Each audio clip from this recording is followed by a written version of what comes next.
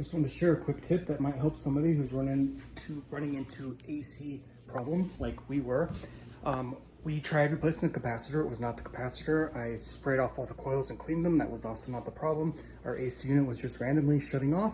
Our thermostat is new. We went through it. Wasn't the problem. The drain hose was not the issue. It was draining just fine. Here is what we did. We had a bunch of vents shut, and some of them even clogged because the rooms upstairs get a lot hotter than they do down here.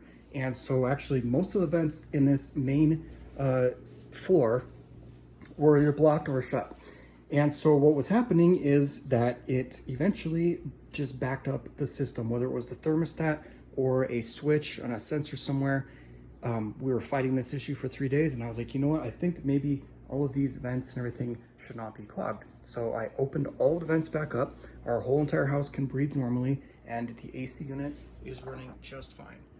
Before it would turn on, it would just shut off. It would run for like a half hour, and then it would just shut off.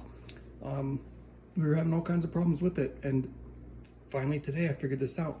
So if you have an apartment or a house and you like to manipulate the vents to get air into a certain area, and you're having problems with your air conditioner turning off randomly or not turning on whatsoever, you might just try this. That's what worked for us. So maybe that'll help somebody out.